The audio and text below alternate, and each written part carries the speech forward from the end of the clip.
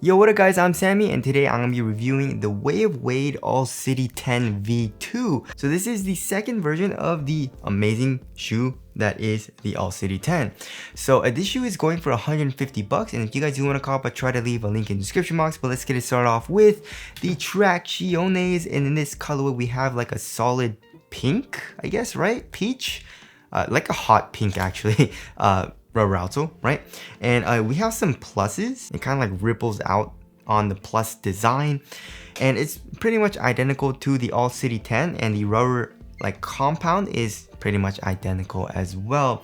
So if you're playing on a clean court, it has an amazing bite, but if you're playing on a dusty setting, it does start to slip out a little bit and get a little dangerous, right? So something that I noticed is when you're doing lateral movements, it has a very good stop, but if you're going forward, it slides a little bit. You know, if you're playing on a really clean court, it doesn't slide as much, but even if there's a little bit of dust, it slides forward a good amount. It reminds me a lot of the Jordan 31, definitely not as bad as Jordan 31, but like I definitely did notice it, right? And when you're moving forward, kind of like, you know, you're doing like a pull-up jumper or something like that, or just running forward and you want to stop like this, that definitely was a little bit annoying for me. So if you're playing on a dusty court, just be careful on that.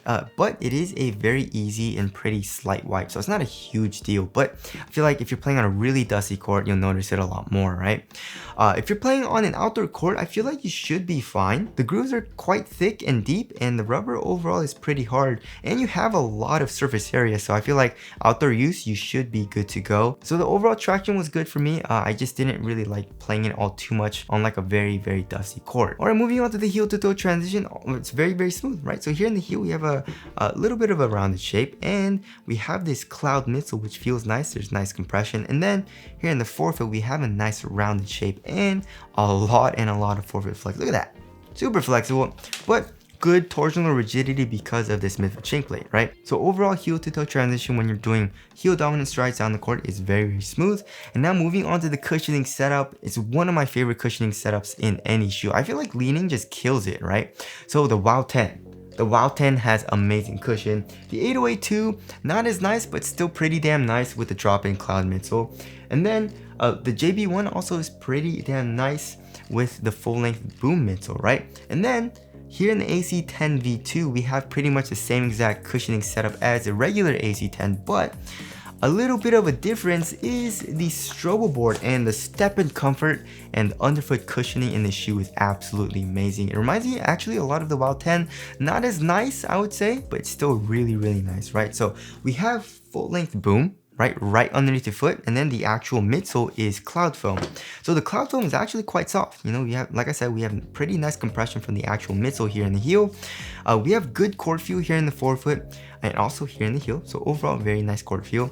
And then underfoot cushioning, you can feel the boom underneath your foot, right? You have nice compression, it's soft, but once you get going, it starts to get nice and bouncy.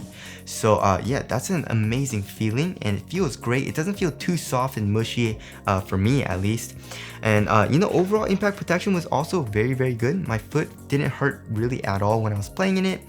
So it's a really nice cushioning setup, and I feel like most people will enjoy it as I have, right?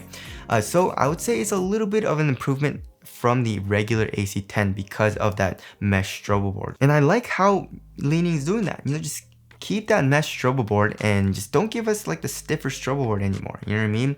And because of that reason, the step-in comfort is a little bit better than the regular AC10, which I do like, and also I do think is an overall upgrade.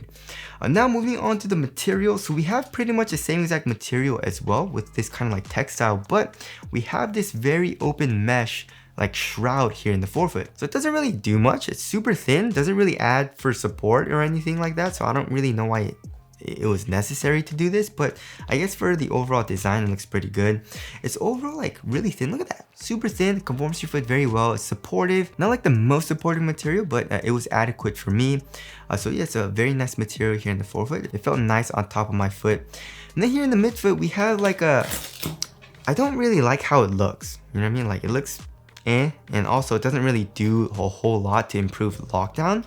So there's that. And then for the tongue, we actually have like an average amount of padding. It feels pretty nice on top of your foot as well. And also it's a half booty construction tongue, giving you a better overall one-to-one fit. And then here in the ankle area, I would say it's like an average amount of padding, but like where your Achilles is, like in the back of the shoe, there's a lot more padding, right? So that feels pretty nice.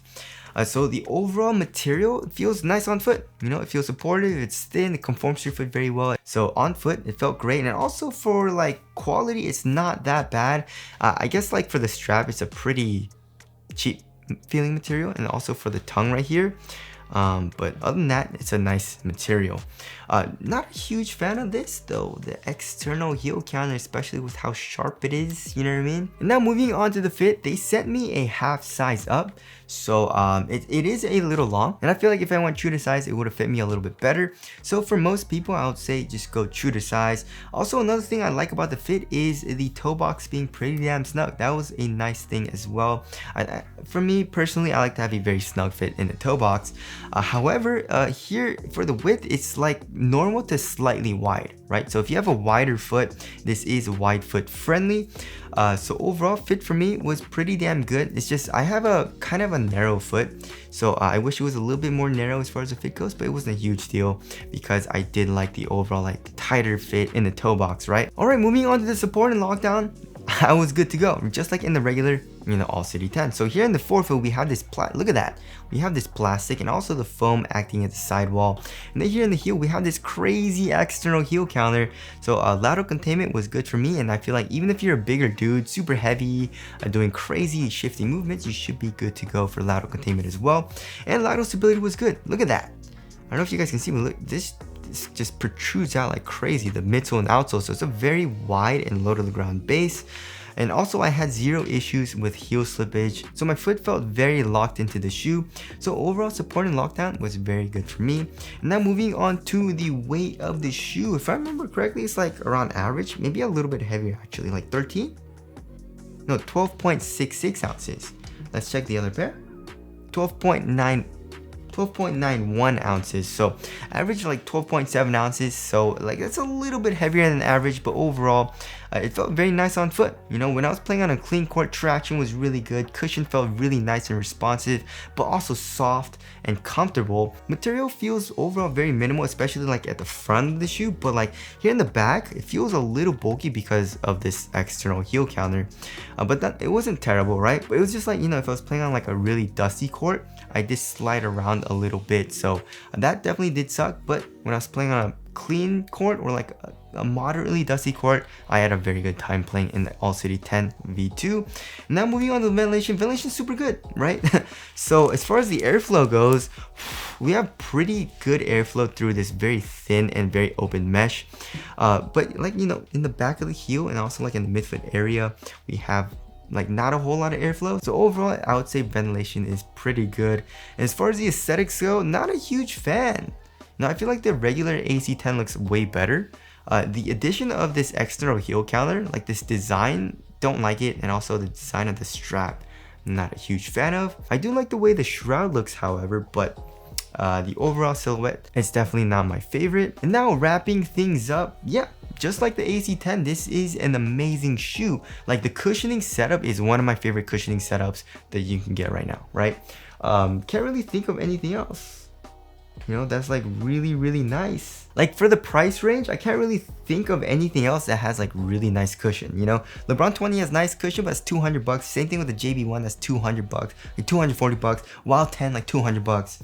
I guess the 808 too, and the PG6 also, but like underfoot cushioning also isn't great in those, or in like the PG6. The 808 too, the cloud foam is still nice, but not like amazing, you know? So yeah, I mean, this is an amazing cushioning setup, and I really enjoyed playing it. The biggest thing for me was just the performance on dust and like how it slid out a little bit.